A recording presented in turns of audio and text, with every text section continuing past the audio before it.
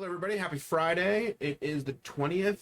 It is RPGaDay 2021, and we are Intelligence Mod. I'm Clint. I am joined by Ted and Jonathan, and today's prompt is Foundation. So we'll go with the basic one of just saying, Jonathan, what do you think is the foundation of a good game? Well, kind of going back a few days to trust, that's a big one. You got to trust everybody. And if you trust people, you can have some weird and wacky ideas go off and not worry that it's going to hurt them, for lack of a better phrasing.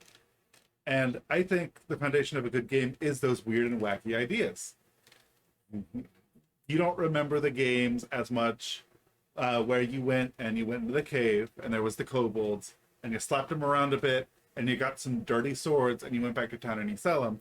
You remember the game where you went to the cave, found some kobolds, and they were starting up like a racing ring with go-karts and crap. They somehow magic together out of shoestring gum and a dragon's hilarious joke.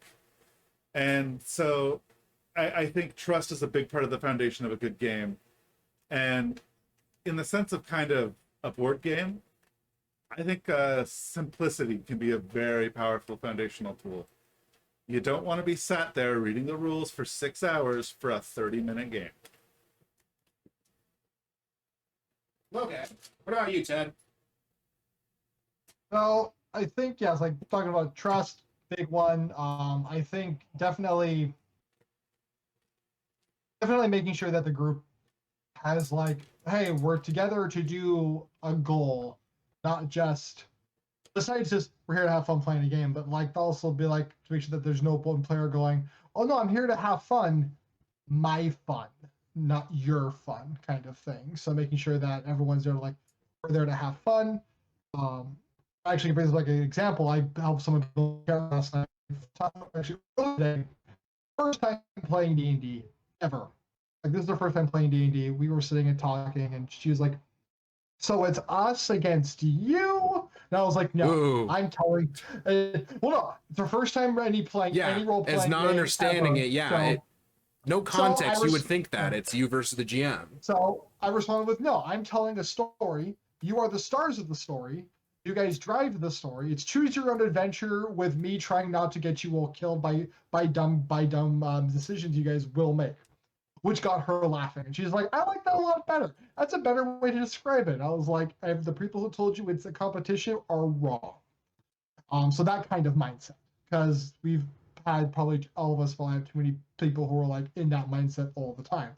I used to be in that mindset. I've gotten better, thank God. So Jolly those were cooperation. yeah, that's kind of like my big, like, what are the foundations of a good game or in a good gaming group? The whole nine thing is just like that, like trust. You're all on the same page for what you guys are going to be doing and stuff. Yeah, you guys kind of answered my other question, which was like the foundation of a good game group. And I agree with all the stuff you said. I think that, I think a diverse group too helps. Just people that have different ideas and different backgrounds and things of how to problem solve can make things more interesting. And yeah, trusting that you're gonna, have fun together and not ruin the games for each other.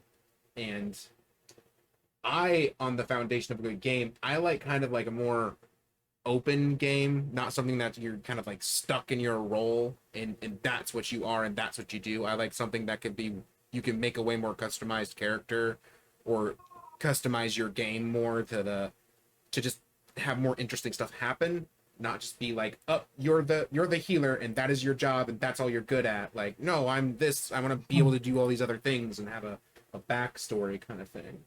I'm trying to think of any. Is there anything that you guys can think of that you could change in an RPG, like foundation wise, that would just make it a little bit better?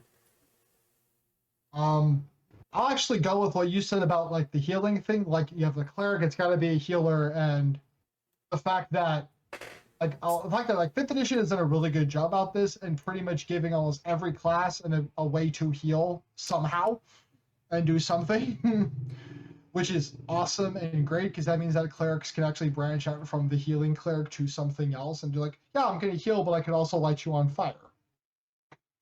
kind of thing. So that would be Yeah, like and the thing, making you sure can that be a battle cleric too. You can like just roll opening. frontline fighter. I would open up like you said, open up these like roles thing, be like a bit more open and like more free form and flowing.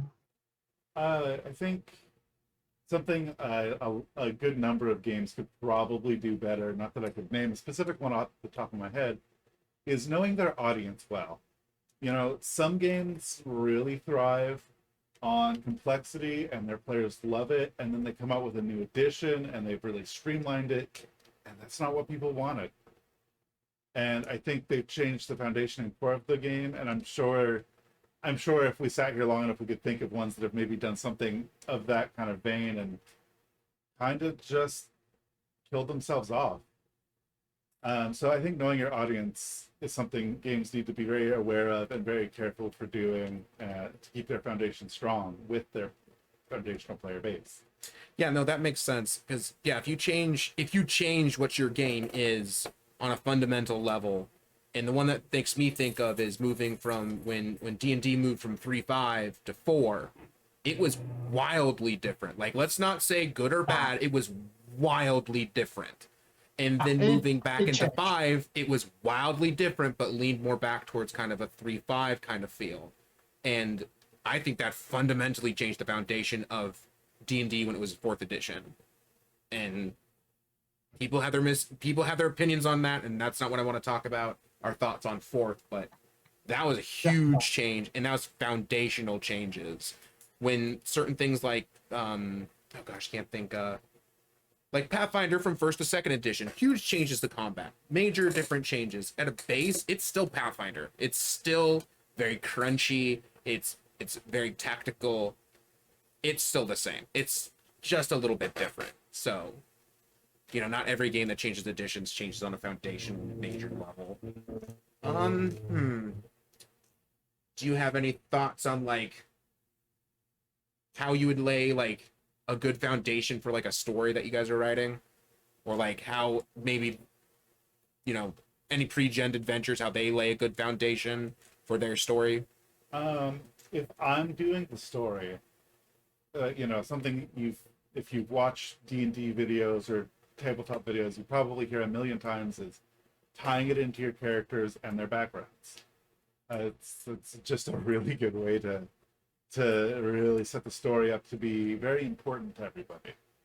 But barring that, I think knowing your actual, meat space players and throwing things in there for them, not necessarily in jokes or, call outs to them specifically, but if somebody was, if you have someone in your group who was maybe raised a lot more rural, maybe part of the story took place in somewhere like where they grew up, or somewhere in a more urban setting for the opposite kind of person, and that can get them invested too, even if you're just maybe altering a pre-gen adventure a little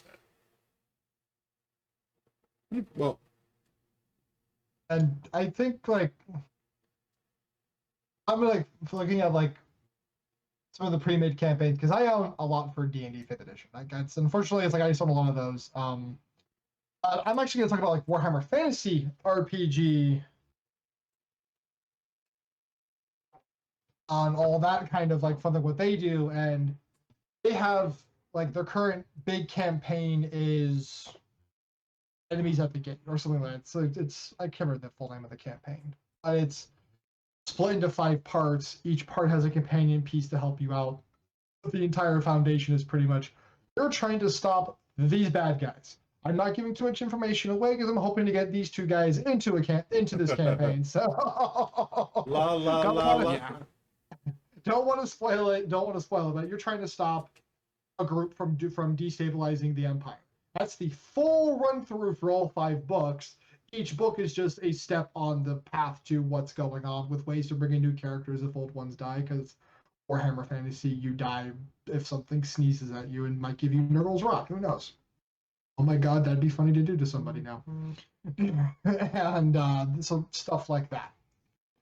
And they have a good solid foundation for like this is like here's our goals, here's our this is what we're doing and everything like that. So it does work very well for that. And that's like a good foundation there for things, and that's That's a good one for like a pre-made, definitely. Versus like some open world ones will have some foundation styles that are more like, hey, we need you to run more of a rigid game within this open world setting. Have fun with it. Here's what you got to do. That's awkward. Like Two of Annihilation is awkward because it goes here's a clock. Players don't know about it, but you do. So that's my 2 cents there. I think that's really, Pretty much really it. about Yeah, I think that covers it pretty well. So we'll see you on Saturday. Well, we'll do another one of these, and then for another 10 days after that, and then we'll be done. So Yeah. until then, you can see all of our social medias that are down in the box with the words. You can like, comment, subscribe, ring the bell, and we'll see you tomorrow. See you tomorrow.